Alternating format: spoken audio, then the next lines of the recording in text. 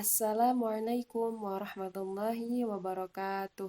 Perkenalkan, nama saya Elvia Mukarromah dari kelas J MPAI 2. Di sini saya akan menjelaskan mengenai kandungan Quran Surat Yunus ayat 40 sampai 41 dan juga Quran Surat Al-Maidah ayat 32. A'udzu billahi minasyaitonir rajim. Bismillahirrahmanirrahim.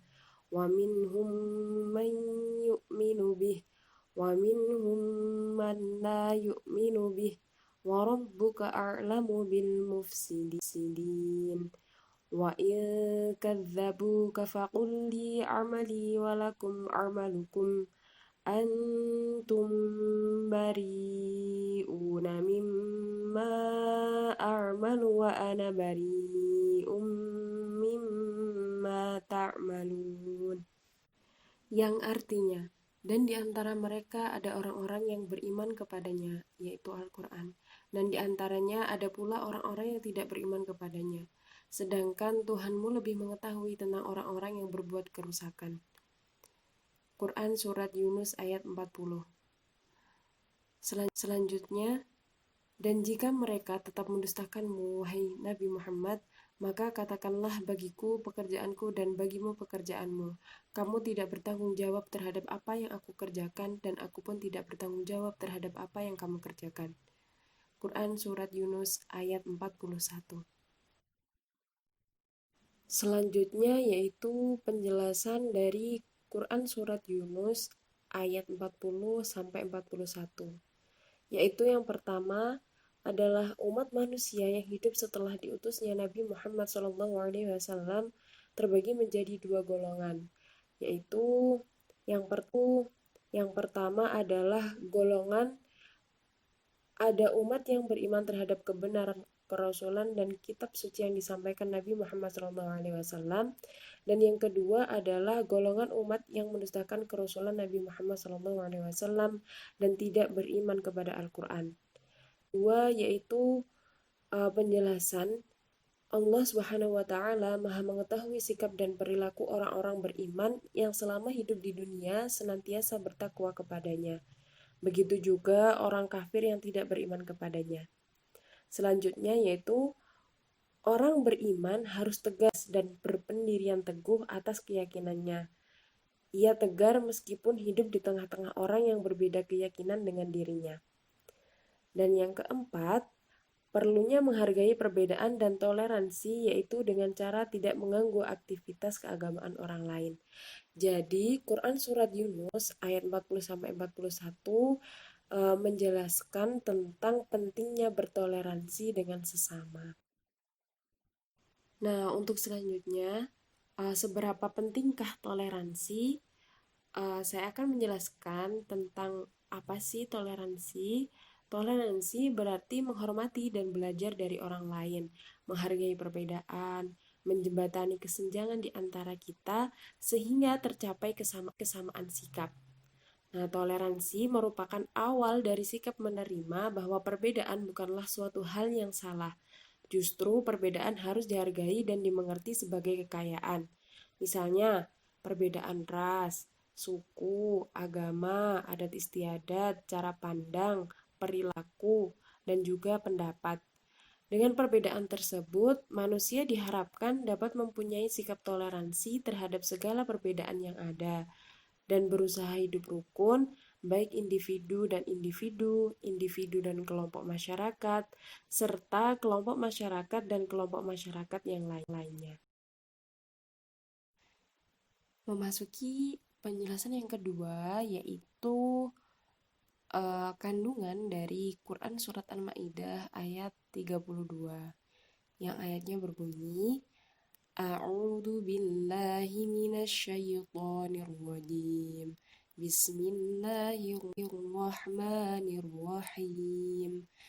Min ajli dzalika katabna ala bani Israila annahu man qatala nafsan bighairi nafsin aw fasadin fil ardh أو فساد في الأرض فكأنما قتل الناس جميعا ومن أحياها فكأنما أحيا الناس جميعا ولقد جاءتهم رسلنا بالبينات ثم إن كثيرا منهم بعد ذلك في الأرض لمسرفون.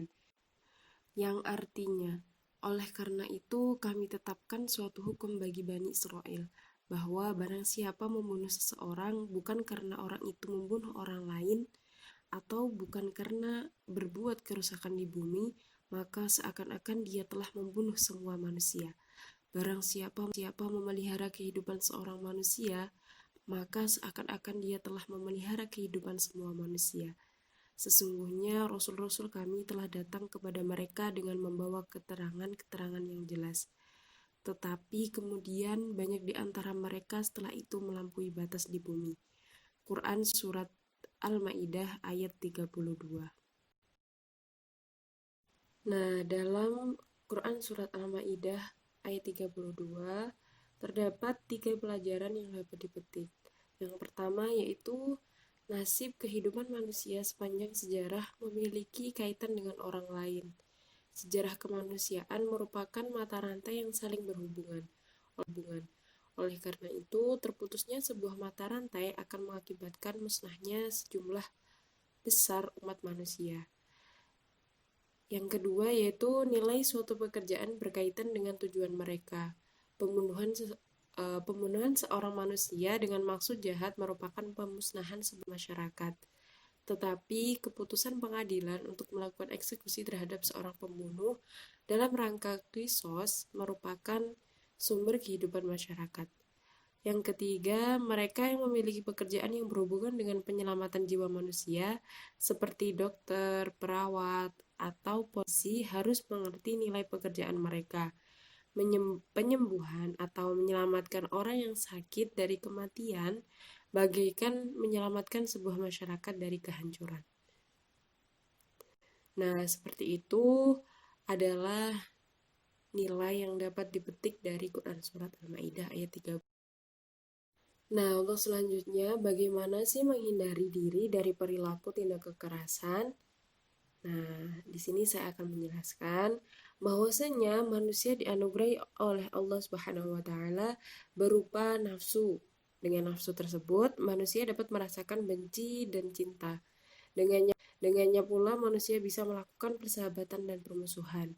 Dengannya pula manusia bisa mencapai kebahagiaan atau kesengsaraan. Hanya nafsu yang telah berhasil diizinkan oleh akal saja yang akan mampu menghantarkan manusia kepada kemuliaan. Namun sebaliknya, jika nafsu di luar kendali akal, niscaya akan menjerumuskan manusia ke dalam jurang kesengsaraan dan kehinaan. Nah, permusuhan berasal dari rasa benci yang dimiliki oleh setiap manusia. Sebagaimana cinta, benci pun berasal dari nafsu yang harus bertumpu di atas pondasi akal.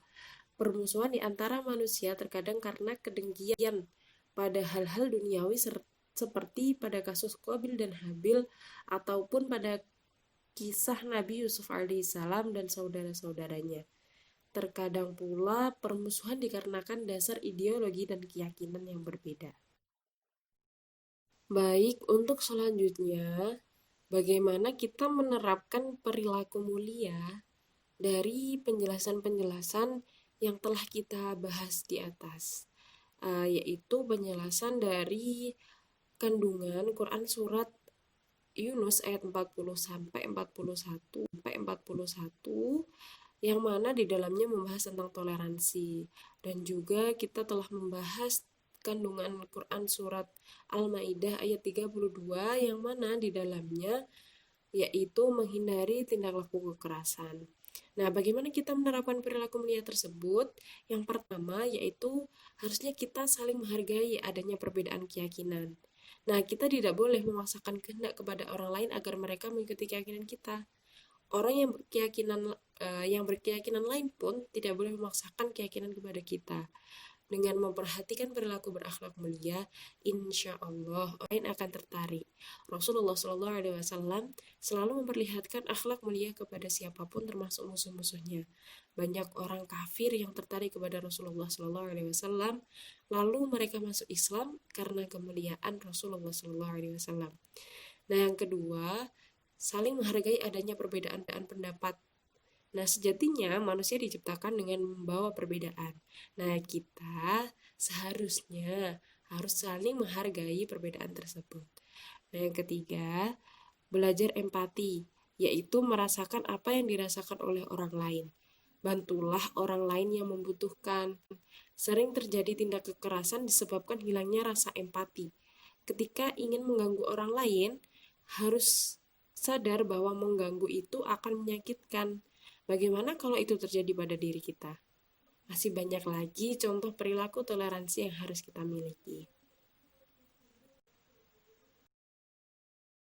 Demikian penjelasan dari saya, kurang lebihnya mohon maaf. Nah, jangan lupa dengan toleransi, yaitu saling menghargai dan saling menghormati, akan terbina kehidupan yang rukun, tertib, dan damai. Wabillahi taufiq wal hidayah, waridho wal inayah. Wassalamualaikum warahmatullahi wabarakatuh.